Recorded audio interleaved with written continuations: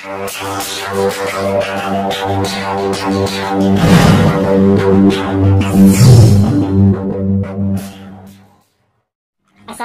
warahmatullahi wabarakatuh. Alasan ikan nila ini tidak mau besar di kolam kecil atau hambatannya apa saja? Nah, yang pertama biasanya hambatan dari ikan nila ini yang pertama adalah dari kualitas bibit. Nah, jadi kualitas bibit ini menentukan pertumbuhan ikan nila yang pertama. Dan yang kedua itu biasanya terjadi pada saat di dalam kolam itu kekurangan oksigen. Nah, biasanya kekurangan oksigen juga mampu memperlambat pertumbuhan ikan nila. Yang ketiga itu biasanya dari suhu air yang terlalu dingin. Untuk suhu air yang terlalu dingin biasanya kurang lebih 15 derajat Celcius, itu biasanya pertumbuhannya juga bakal lambat sahabat YouTube. Nah, yang keempat biasanya juga ada di faktor pemberian pakan. Untuk pemberian pakan juga memang harus pakan-pakan yang memang lebih bagus ya, lebih berkualitas. Apalagi kalau difermentasi itu lebih bagus lagi, bisa menggunakan molase ataupun gula-gula pasir sahabat itu.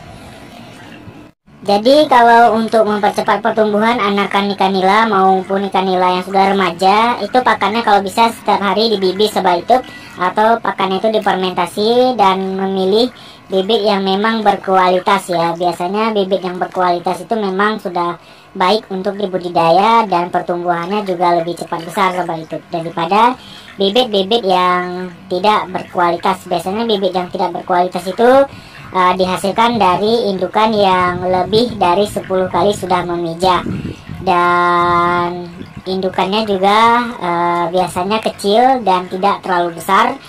Nah, biasanya indukan yang besar bahkan menghasilkan bibit yang berkualitas sahabat itu. Nah, jadi untuk mempercepat juga pertumbuhan ikan nila ini, usahakan di dalam kolam itu ada aerator ataupun gelembung udara yang bisa menghasilkan menyuplai oksigen di dalam kolam, agar nanti ketika pada malam hari ataupun musim hujan ikan tidak mudah kekurangan oksigen. Jadi sudah tersuplai dengan aerator di dalam kolam sahabat itu.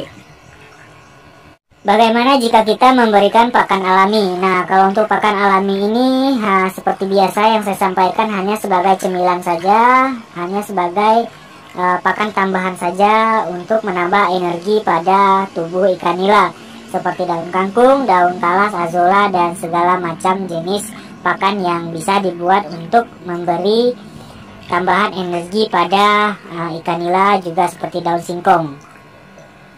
Nah, jadi buat kalian yang mau budidaya ikan nila di kolam-kolam kecil, usahakan tebar bibitnya itu jangan pada saat musim hujan, dan bibit tidak boleh dalam keadaan cedera.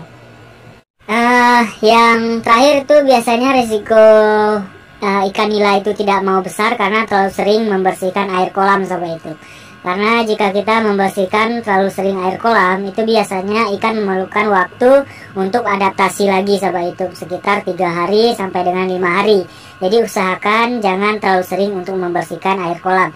Cukup membersihkan air kolam ketika memang sudah berbau busuk ya, atau sudah terlalu pekat hijau dan terlalu keruh dan bisa membuat amoniak di dalam kolam sangat berbahaya, maka sudah bisa dibersihkan.